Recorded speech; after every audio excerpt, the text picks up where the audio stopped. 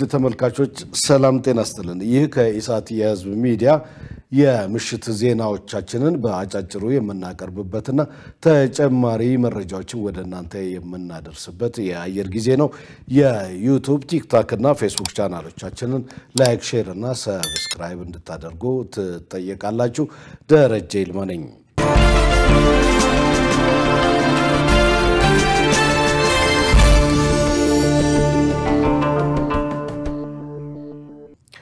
በተባበሩት መንግስታት ድርጅት ጠቅላላ ጉባኤ ላይ ሀገራት ሰላም ስለ አህጉራቸውና ክፍለ አህጉራቸው መሆን አለበት የሚሉትን ሐሳብ ያቀርባሉ። በዘንድሮ 80ኛው የድርጅቱ ጉባኤ ላይ ኢትዮጵያን ወክለው የተገኙት የኢፌዴሪ ፕሬዝዳንት ታዬ አጽቀሥላሴ ኢትዮጵያ ታላቁን የህዳሴ ግድብ ገንብታ በማጠናቀቅ የሚመነጨውን ኃይል ለጎረቤት ሀገራት በማቅረብ በቀንዱ ኢኮኖሚያዊ ትስስር እንዲፈጠር አድርጋለች ብለዋል። የኃይል አቅርቦት በዚህ ልክ መቅረቡ በቀጠናው ኢኮኖሚያዊ መነቃቃት ይፈጥራል፣ ሀገራት ከልዩነት ይልቅ በትብብር እንዲያድጉ ያደርጋል። አፍሪካ ሽብርተኝነትን አምርራ ለመዋጋትና አህጉሩን ብቻ ሳይሆን ዓለምን ሰላም ሊያደርግ የሚችል ሁኔታ ለመፍጠር በመታደርገው ጥረት ሀገራት ከጎኗ ሊቆሙ ይገባል።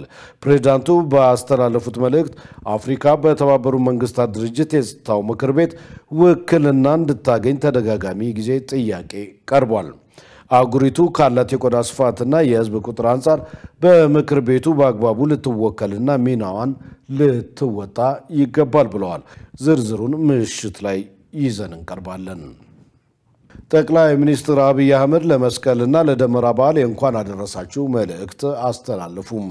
ጠቅላይ ሚኒስትሩ የመስቀልን በዓል አስመልክቶ በማህበራዊ ትስስር ገጻቸው ባስተላለፉት መልእክት የመስቀል በዓል ሲታሰብ እውነት ተቀብራ እንደማትቀር እናስባለን። እውነት አይቀበርም፣ ጊዜው ሲደርስ አቧራውን አንስቶ አሻራውን ያሳያል ብለዋል። የኢትዮጵያም እውነት እንደዚሁ ነው። የአውራ ዶሮ ጩኸት የፀሐይን መውጣት አያስቀረውም። የኢትዮጵያ እውነት እንደ መስቀሉ ሁሉ አቧራውን ጥሶ አፈሩን አፍልሶ ቆሻሻውን ደርምሶ ይገለጣል ያሉት ጠቅላይ ሚኒስትሩ የወጓት ያዩታል፣ ከላይ ሆነው እንዳዩት ሁሉ ከታች ሆነው ይገረሙባታል ብለዋል። በመደመር ደመራ የተመራን በትጋት እየቆፈርን የኢትዮጵያን ብልጽግና እናወጣዋለን። ይህ ዓመት የኢትዮጵያ ብርሃን ሲወጣ የምናይበት ይሆናል ሲሉ መልእክታቸውን አስተላልፈዋል። ኢትዮጵያና ሩሲያ የኒውክሌር ኃይል ማመንጫ ፕሮጀክት ስምምነት ተፈራረሙ።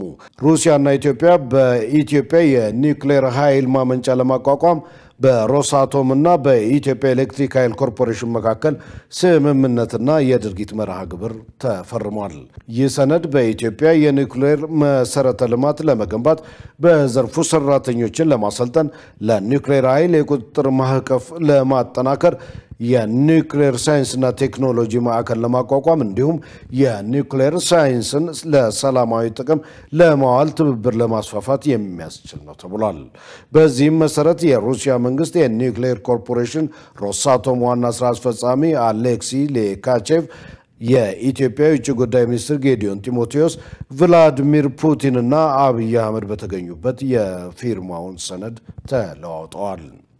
ጠቅላይ ሚኒስትር አብይ አህመድ የሩሲያ የኒውክሌር ኢንዱስትሪ 80ኛ ዓመት በዓል ለመዘከር በሞስኮ ከተካሄደው ዓለም አቀፍ የአቶሚክ ፎረም ጎን ለጎን ከፕሬዝዳንት ቭላዲሚር ፑቲን ጋር ውይይት አካሂደዋል። ውይይቱ ለማህበረሰብ አገልግሎት የሚውል ንጹህ የኃይል ምንጭ፣ የጋራ የኒውክሌር ኃይል ማመንጫ የማልማት ስምምነቶችን ጨምሮ የጋራ ፍላጎት በሆኑ ጉዳዮች ላይ መካሄዱን የጠቅላይ ሚኒስትር ጽሕፈት ቤት መረጃ ያመለክታል። በግንባታ ስራ ላይ በግንዛቤ ክፍተት ለደህንነት መጠበቅ ትኩረት ባለመሰጠቱና በሌሎች ችግሮች ሳቢያ አደጋ ይከሰታል። ይህ ማለት በግንባታ ስራ የሚሰማሩ ሰራተኞች አንድም ከጥንቃቄ ጉድለት ወይም ተገቢውን የመከላከያ ቁሳቁስ ባለመጠቀም የአካል መጉደልና ሞት ያጋጥማል። የግንባታ ህግና ስነ ምግባር ደግሞ የደህንነት መጠበቂያ ግብዓቶችን ማሟላት ግዴታ ስለመሆኑ ስለ ደህንነት መጠበቅ በየዕለቱ የሚያስተምር ባለሙያ ሴፍቲ ኢንጂነር እንዲኖር ስለማስፈለጉ ያትታል።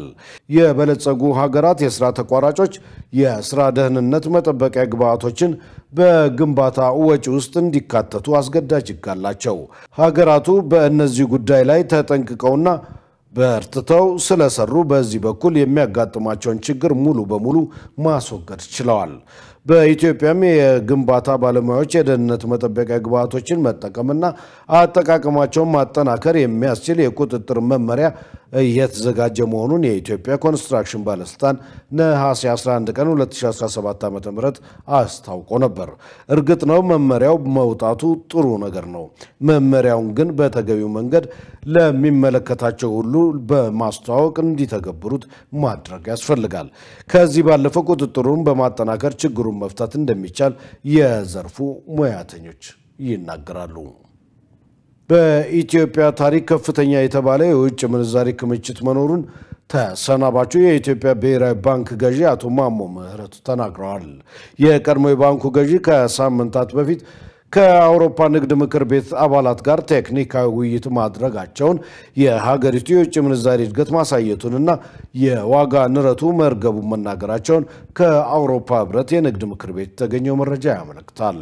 አቶ ማሞ ከአውሮፓ የንግድ ምክር ቤት ጋር በኢትዮጵያ በነበራቸው ውይይት የሀገሪቱ የክፍያ ሚዛን ለመጀመሪያ ጊዜ የበለጠ ሆኖ መመዝገቡን፣ ያለፈው ዓመት የውጭ ምንዛሪ ክምችት በ3 እጥፍ ማደጉን ተናግረዋል ተብሏል። የኢትዮጵያ የውጭ ጉዳይ ምንዛሪ ፍሰት እንደ አውሮፓ አቆጣጠር በ2024 ከነበረው 24 ቢሊዮን ዶላር እንደ አውሮፓውያን አቆጣጠር 25 ወደ 33 ቢሊዮን ዶላር ማሻቀቡንም ተናግረዋል። ኢሳት ነጻ የህዝብ ሚዲያ የጉዳዩን እንዴትነት በተመለከተ የምጣኔ ሀብት ባለሙያዎችን አነጋግሯል። በምሽት የዜና ሰዓታችን እንመለስበታለን። ይጠብቁን። የአማራን ክልል በ2010 ዓ.ም 210,000 የውጭ ቱሪስቶች እንደጎበኙት መረጃዎች ያሳያሉ። ከዚህ በኋላ በክልሉ በተከሰተውና አሁን ድረስ በአንዳንድ አካባቢዎች ባለው ችግር ምክንያት በ2016 ዓ.ም ግማሽ ዓመት ክልሉን የጎበኙ የውጭ ጎብኚዎች ቁጥር ከ3500 ብዙም እንደማይበልጥ የክልሉ ባህልና ቱሪዝም ቢሮ አመልክቷል። አጠቃላይ በቱሪዝም እንቅስቃሴው ላይ ከፍተኛ መቀዛቀዝ እንደተፈጠረ ደግሞ የአማራ ክልል የባህልና ቱሪዝም ምክትል ኃላፊ ዶክተር አየለ አናውጤ ለዶይቼ ቬለ ተናግረዋል። ኃላፊው ሰላም ለቱሪዝም ቀዳሚው ጉዳይ መሆኑንም እንዲሁ አንስተዋል። በርካታ ችግሮች ከታለፉ በኋላ አሁን ላይ በተገኘው አንጻራዊ ሰላም አምናና ዘንድሮ በተለይም የውጭ ሀገራት ቱሪስቶች ፍሰት ተሻሽሏል ሲል የአማራ ክልል ባህልና ቱሪዝም ቢሮ ለኢሳት ተናግሯል። የዚህን ዜና ዝርዝር በምሽት የዜና ወጃ ሰዓታችን ይዘን እንመለሳለን። ይጠብቁን። ውድ ተመልካቾች፣ አሁን ደግሞ ወደ ውጭ ዘገባዎች አልፋለሁ። የቀድሞው የፈረንሳይ ፕሬዝዳንት ኒኮላስ ሳርኮዚ ለምርጫ ቅስቀሳ ከሊቢያ መንግስት ገንዘብ ተቀብለዋል በሚል በቀረበባቸው ክስ የ5 ዓመት እስር ተፈረደባቸው። የፓሪስ የወንጀል ፍርድ ቤት ሐሙስ ዕለት በ70 ዓመቱ አዛውንት የቀድሞ ፕሬዝዳንት ላይ ህገወጥ የሆነ የምርጫ ማስፈጸሚያ ገንዘብ መቀበልና በቀላል ሙስና ወንጅሏቸዋል። ኒኮላስ ሳርኮዚ ፈረንሳይን እንደ አውሮፓ አቆጣጠር በ2007 እና በ2012 መካከል የመሩና በ2017 ራሳቸውን በጡረታ ከፖለቲካ ያገለሉ ሲሆን የተላለፈባቸውን ውሳኔ በተመለከተ ይግባኝ ቢሉ እንኳን ጊዜያቸውን በእስር ያሳልፋሉ ተብሏል። ሳርኮዚ እንደ አውሮፓ አቆጣጠር በ2005 የሀገር ውስጥ ሚኒስትር በነበሩበት ጊዜ ከጋዳፊ ጋር በመመሳጠር ለምርጫ ቅስቀሳ ገንዘብ በመቀበል በዓለም አቀፍ መድረክ የተገለለችውን ሊቢያ ድጋፍ በመስጠታቸው ተወንጅለዋል። የቀድሞ የፈረንሳይ ፕሬዝዳንት ኒኮላስ ሳርኮዚ የቀረበባቸውን ክስ የፖለቲካ ተጽዕኖ አለበት በሚል ፈጽሞ አልተቀበሉትም ሲል አልጀዚራ ዘግቧል። የምሽት የስፖርት ዘገባችንም የተለያዩ ጉዳዮችን ይዞ ይጠብቃችኋል። ከነዚህ መካከል የ2018 የኢትዮጵያ ፕሪሚየር ሊግ የውድድር ዘመን እጣ የማውጣት መርሃ ግብር ተካሂዷል። የእጣ ማውጣቱ ስነ ስርዓት ተጠባቂውን የሸገር ደርቢ በመጀመሪያው ሳምንት ላይ አገናኝቷል። እስራኤል በጋዛ ላይ ያካሄደች ያለውን መጠነ ሰፊ ጥቃት ተከትሎ ፊፋና ዩኤፍ የእስራኤልን ብሔራዊ ቡድንና ክለቦች ከውድድር እንዲያግዱ በተለያዩ አካላት ጫና እየተደረገባቸው እንደሆነ ይታወቃል። ይሁን እንጂ አሜሪካ ፊፋ እስራኤልን እንዳያግድ ጣልቃ እንደምትገባ በቃል አቀባዩ በኩል አሳውቃለች። በሳምንቱ የመጨረሻ ቀናት በተለያዩ ተወዳጅ የዓለማችን ሊጎች ተጠባቂ ጨዋታዎች ይደረጋሉ። ከነዚህ መካከል ኒውካስል ከአርሰናል፣ አትሌቲኮ ማድሪድ ከሪያል ማድሪድ፣ አልናስር ከአልኢትሃድ የሚያደርጓቸው ጨዋታዎች ይጠቀሳሉ። ውድ ተመልካቾች ዜናው አበቃ። የዩቲዩብ ቲክቶክ እና ፌስቡክ የዜና ቻናሎቻችንን ላይክ፣ ሼር እና ሰብስክራይብ እንድታደርጉ በአክብሮት እንጠይቃለን። ደረጀ ይልማ ነበርኩ። ሰናይ ጊዜ